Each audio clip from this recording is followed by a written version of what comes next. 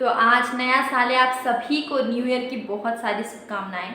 ठीक है, और नया साल है, इसका मतलब हम लोग का मोटिवेशन भी डबल हो जाना चाहिए, काम करने का कैपेसिटी भी डबल होना चाहिए, डिसिप्लिन भी मेंटेन करके रखना है, लाइफ में बहुत कुछ अचीव करना है, इसके लिए मेहनत बहुत करना है। ठीक है, इसी के साथ आज मैं नेशनल इनकम का मतलब जितने जो फॉर्मूले हैं मेन, एक value added method, income method, expenditure method, तीनों मेथड का जो फॉर्मूला है वो मैं एक जगह इकट्ठा मैं एक जगह आज बताने वाली हूँ। इससे क्या होगा, अगर आप क्लास 12 के स्टूडेंट्स हैं और आपका बोर्ड एग्जाम करीब है, ठीक है, मैक्रो इकोनॉमिक्स आपको पढ़ना, नेशनल इनकम बहुत कोई को बहुत टफ लगता है, तो ये जो फॉर्मूले है अगर आप इसको याद करेंगे, क्वेश्चंस अगर मान लीजिए नेशनल इनकम का ये बहुत इंपॉर्टेंट पार्ट है, अगर एग्जाम में इससे क्वेश्चन आ गए तो आप कैसे बनाएंगे फॉर्मूला, तो जानना जरूरी है। तो इसलिए आज हम लोग value added method, income method और एक्सपेंडिचर मैथड के ये फॉर्मूले को अच्छे से समझेंगे, पढ़ेंगे, याद करेंगे, ताकि हम लोग क्वेश्चन सॉल्व कर पाए।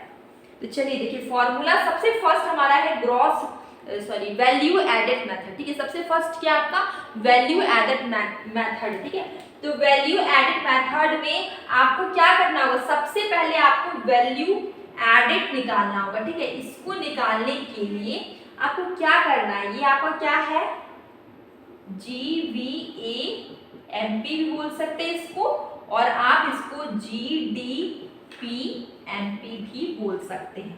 GVAMP इसलिए मैंने लिखा, ग्रॉस वैल्यू एडेड भी एट मार्केट प्राइस भी आप इसको बोल सकते हैं, या gross domestic product at market price भी बोल सकते हैं, कोई दिक्कत नहीं है इसमें। ठीक है, तो इसको निकालने के लिए आपको चाहिए value of output minus intermediate consumption. ठीक है, ये वाला चाहिए, जो कि आपको क्वेश्चन में ये दोनों गिवन है, तो आपका काम आसान हो गया, आपको बस इसको लिख लेंगे, आपका क्वेश्चन सॉल्व हो जाएगा।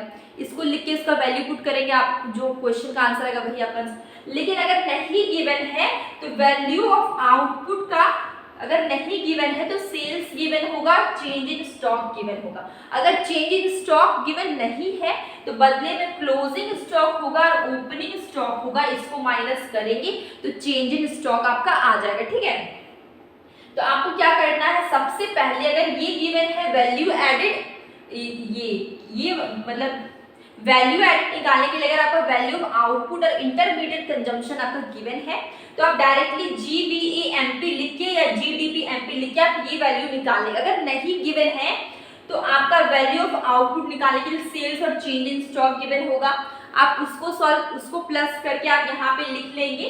ठीक है, और इसको सॉल्व कर लेंगे। ठीक है, अगर आपको और भी अच्छे समझना, मैं क्वेश्चन बताऊंगी, आपका और भी अच्छे से बहुत अच्छे से क्लियर हो जाएगा। ठीक है, तो अब इसके बाद क्या करेंगे, चेंज इन स्टॉक गिवन है क्लोजिंग माइनस ओपनिंग, ये निकल गया। अब यहाँ तक आप सॉल्व कर लिए। ठीक है, अब नेशनल इनकम कैसे निकालें, मैथ तो बहुत सिंपल है, आप टेंशन मत लीजिए। देखिए NNPFC, ठीक है, NNPFC मतलब कि नेशनल इनकम। नेशनल इनकम को net national product at factor cost से डिनोट करते हैं। ठीक है, ये इसी से डिनोट करते हैं। अब ये वाला सामने लिखेंगे, पहले लिखेंगे, क्योंकि आपको ये निकालना है, और जो आप निकाल चुके हैं ये वाला GDPMP, आप उसको अंदर लिखिए, GDPMP। अब यहाँ तक काम आपका खत्म हो गया। अब आपको क्या करना है, यहाँ पर आपका नेट है, यहाँ पे आपका ग्रॉस। ठीक है, ग्रॉस है माइनस डेप्रिसिएशन। ठीक है, यहाँ पे नेशनल है, यहाँ पे डोमेस्टिक है, plus net factor income from abroad. ठीक है, उसके बाद यहाँ पे फैक्टर कॉस्ट है, यहाँ पे मार्केट प्राइस है, माइनस नेट इनडायरेक्ट टैक्स। ठीक है, ये वाला वैल्यू आप लिखेंगे, इसका वैल्यू पुट करेंगे, आपका नेशनल इनकम निकल गया। ठीक है, तो मेनली अगर आपको वैल्यू एडेड मेथड से क्वेश्चन पूछा जाए तो आपको कुछ भी नहीं करना, बहुत सिंपल है। सबसे पहले आपको ये GVAMP या GDPMP आप जो चाहे वो बोल सकते हैं, इसको निकालेंगे। इसको निकालने के लिए वैल्यू ऑफ आउटपुट में से इंटरमीडिएट कंजम्पशन को घटा देना, माइनस कर देना। अगर नहीं गिवन है वैल्यू तो ये सब वैल्यू को देखिए, वैल्यू ऑफ आउटपुट निकालने के लिए sales plus change in stock को प्लस करके आप निकाल लेंगे, और चेंज इन स्टॉक का फॉर्मूला क्लोजिंग माइनस ओपनिंग, इस फॉर्मूला से आप चेंज इन स्टॉक निकालेंगे अगर चेंज इन स्टॉक नहीं गिवन है तो। उसके बाद हम लोग नेशनल इनकम निकालेंगे, मैंने तरीका बता दिया। GDPMP को अंदर लिखेंगे, NNPFC को बाहर लिखेंगे, और इसको कंपैरिजन करके आप नेशनल इनकम निकाल लेंगे। देखिए नेशनल इनकम का फॉर्मूला है, ठीक है, इनकम मेथड में हम लोग यहाँ पे टोटल 3 मेथड है, value added method, income method और एक्सपेंडिचर मेथड।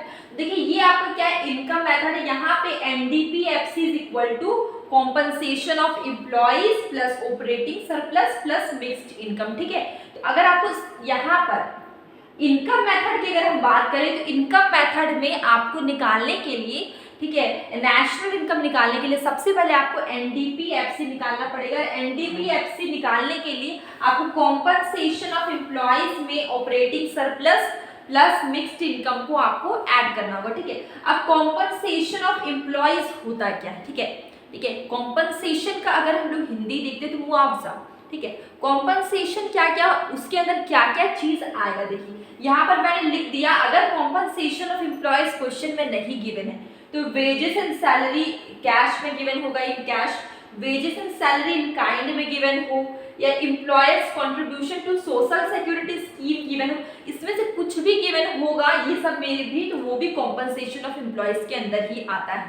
तो अगर इन केस क्वेश्चन में ये नहीं गिवन है और ये सब गिवन है तो आप इसी को लिखेंगे इसके बदले में। आप डरिएगा नहीं, कंफ्यूज मत होइएगा।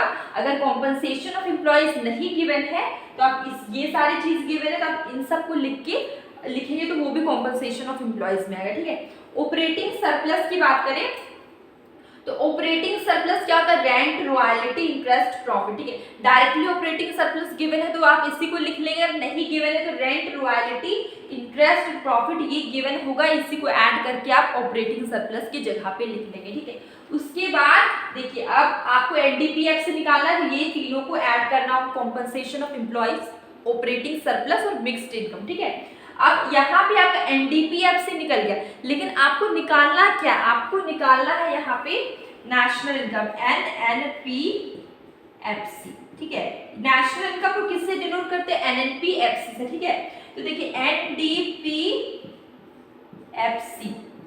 जो कि आप निकाल चुके हैं, जो निकाल लेते हैं उसको नीचे लिखते, अंदर लिखते हैं, आप कंपैरिजन करेंगे नेट नेट, ठीक है।